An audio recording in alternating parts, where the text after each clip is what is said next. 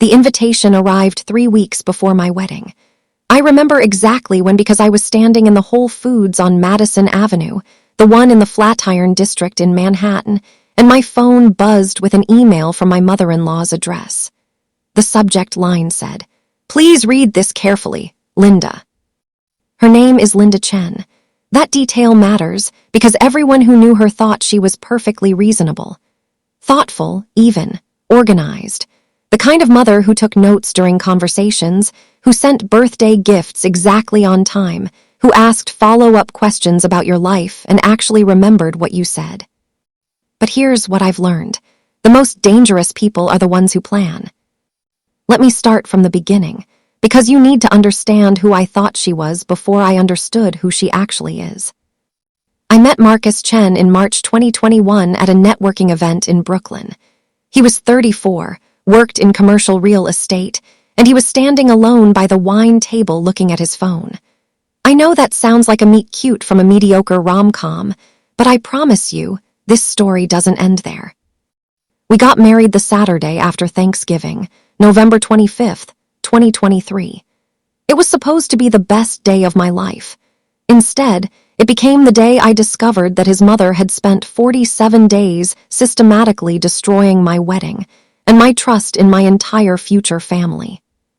I'm 32 now.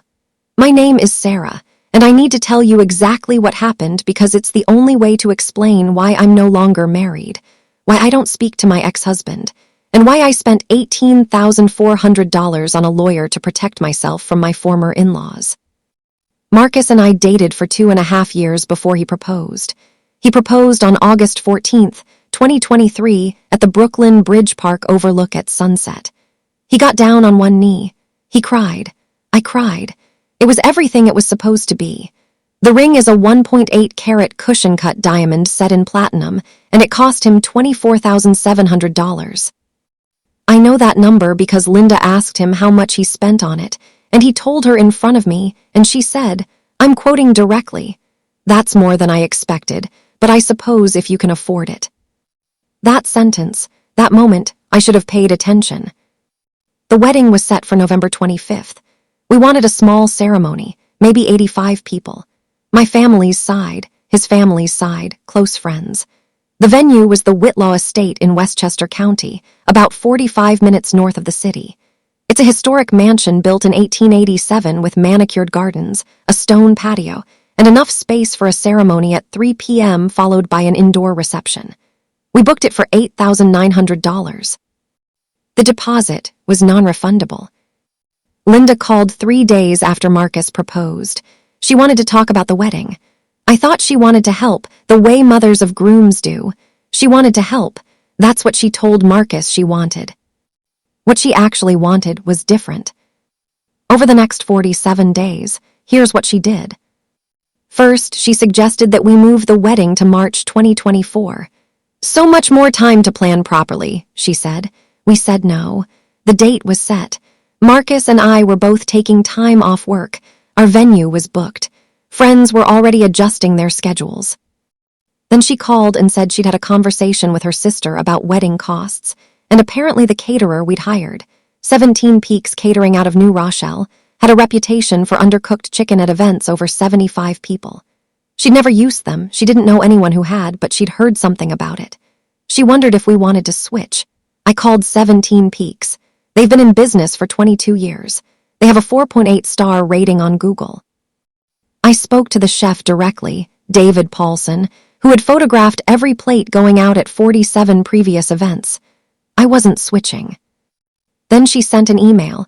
I have this email, suggesting that my wedding dress, which I'd had custom-made by a seamstress named Patricia Graves in Long Island City, would probably look too informal for an evening reception.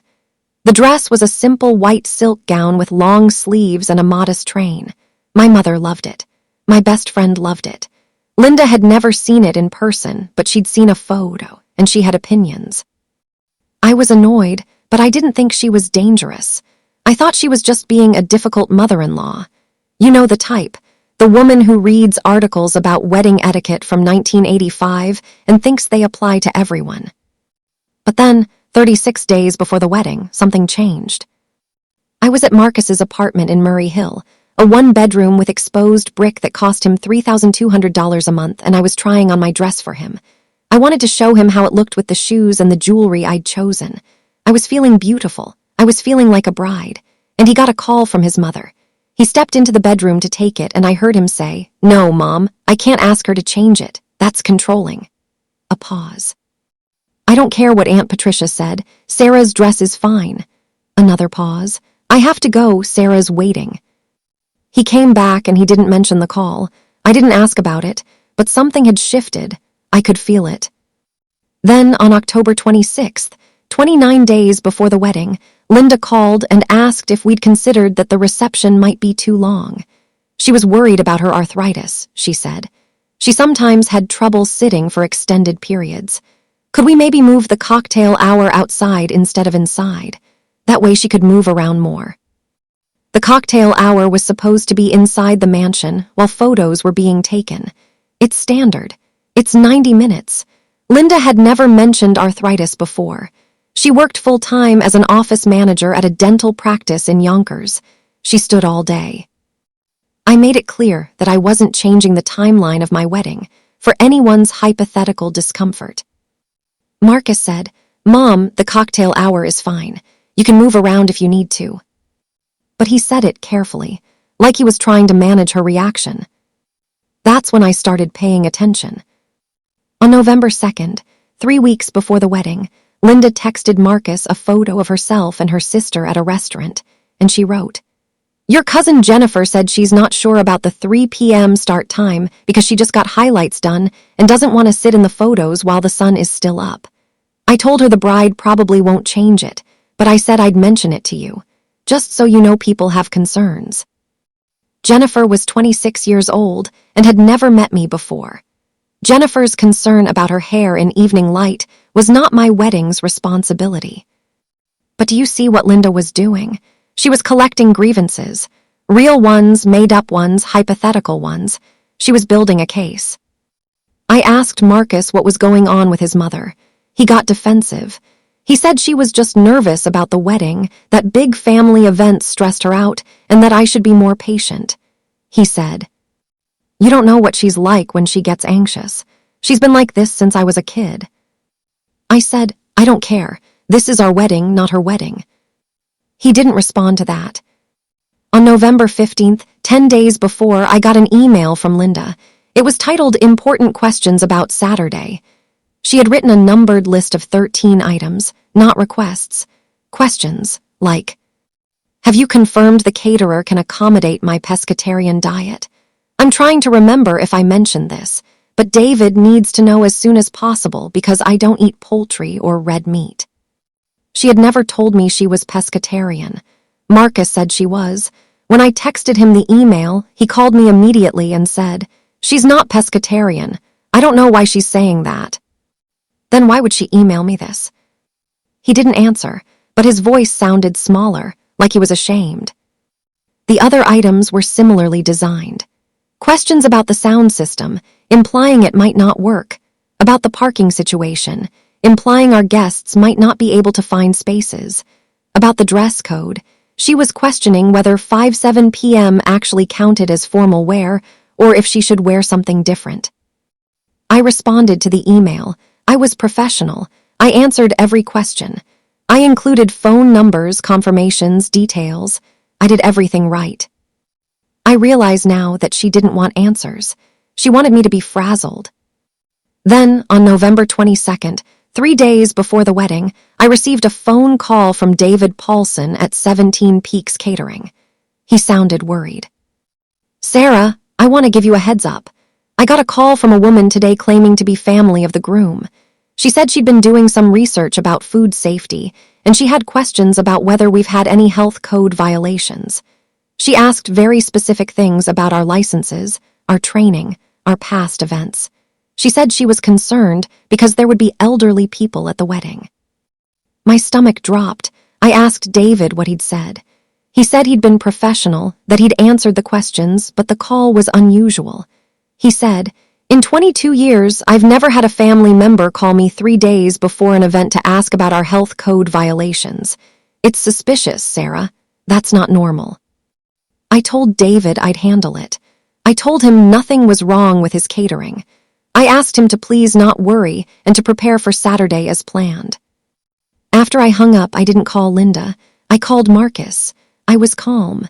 I said, "Your mother called the caterer and asked about health code violations 3 days before our wedding. Why would she do that?" There was a long silence.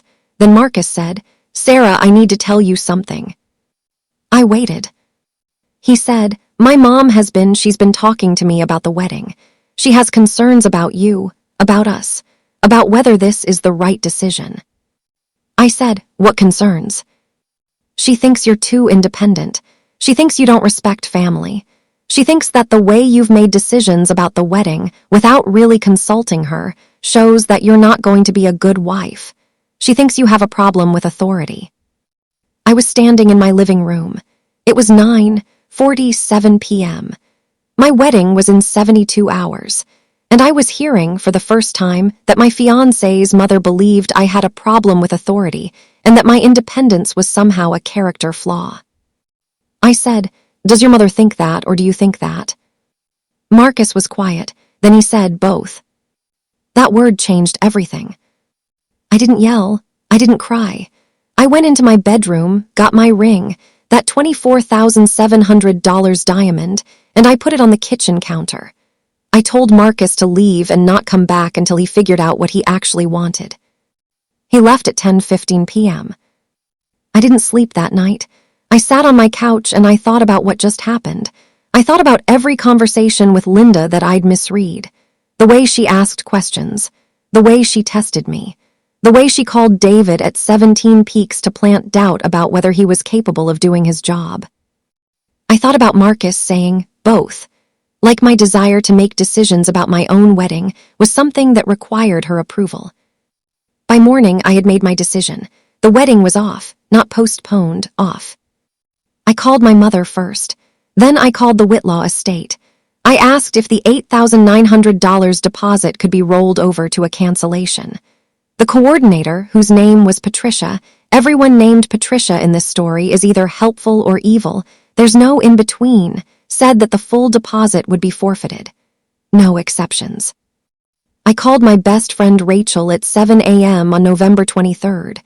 I told her the wedding wasn't happening. I asked her to help me contact people. She didn't ask many questions. She just said, "Okay, start with your family. I'll handle your work friends." By 2 p.m. on November 23rd, 47 hours before the wedding was supposed to happen, I had contacted 80 people to tell them it was canceled. Some people were shocked. Some people were relieved they didn't have to travel. My mother was furious, not at me, but at Marcus. She said, "The second he chose his mother over you, the wedding was already over." At 4 p.m., Marcus showed up at my apartment. He had the ring. He wanted to talk.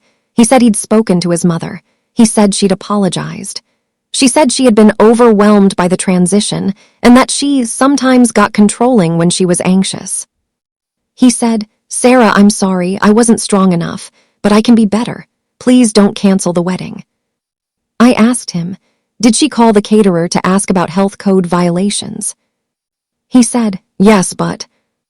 I said, "Did she tell you to do that, or did she do it on her own?" He said, I don't know." I said, "Then you don't know who she is or what she's willing to do, and I'm not marrying into that." He left around 6 p.m. He didn't take the ring.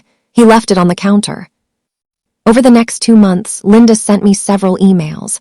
I have screenshots of all of them. They followed a pattern. First, an apology that wasn't really an apology. "I'm sorry you felt hurt by my questions." Then an explanation. "I was just trying to help."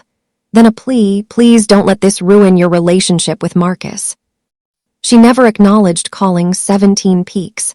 She never acknowledged the pescatarian lie. She never addressed any of the actual behaviors.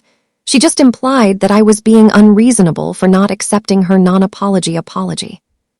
Marcus and I tried to make it work for another 8 months. We went to couples therapy. The therapist, Dr. Patricia Morrison, I'm not making this up, there's another Patricia, actually said that some people are not equipped to separate from their parents and that it wasn't my responsibility to be the bridge between them. In July 2024, I filed for an annulment. We were never legally married, so it was just a formality, but I wanted it officially over. Marcus contested it. But his lawyer didn't have much ground to stand on. The wedding never happened. There was nothing to contest. I sold the diamond ring through a dealer in Manhattan and got $19,600 for it. I used $18,400 to pay my lawyer. I kept $1,200 and donated it to a women's shelter in the Bronx. I haven't spoken to Marcus since January 2024. I blocked his number and his email. I also blocked Linda, just in case. Here, what I've learned from this that matters more than the story itself. First, people show you who they are before they completely reveal themselves. Linda gave me 47 days of warning. She tested me methodically. She collected grievances. She tried to plant doubt in my caterer, in my fiancé, in myself. These weren't random acts of control. They were strategic. Second, if someone is willing to undermine you to someone you love before you're even married, imagine what they'll be like after the wedding makes you permanently tied to them. Linda was showing me who she would be for the next 30 or 40 years. She was showing me that she would always think her opinions about my life mattered more than my own autonomy. She was showing me that she would work behind the scenes to turn Marcus against me rather than respect my choices. Third, and this is the hard one, when someone you love chooses their parent over you, you have to believe them. Marcus chose his mother. He did it before the wedding, and he would have done it after. I didn't dodge a bullet. I dodged a lifetime. Fourth, documentation matters. I have emails. I have dates. I have the caterer's phone record of Linda's call. I have the Whitlow estate's confirmation of the cancellation. I have screenshots of Linda's text messages. When I was trying to decide whether the wedding actually should happen, I could point to concrete evidence of what she'd done. I wasn't relying on my feelings or my intuition. I was relying on facts. Finally, and I want to be really clear about this, standing up for yourself sometimes means losing people you thought you'd have forever. I lost Marcus. I lost the wedding I'd planned. I lost the future I'd imagined. But I didn't lose myself. Linda tried to erase my right to make decisions about my own life, and I said no. It cost me $8,900 in a non-refundable deposit, plus the therapy bills, plus the lawyer fees. But I didn't spend the next 30 years married to someone who believed his mother's opinions about me mattered more than my own voice. That's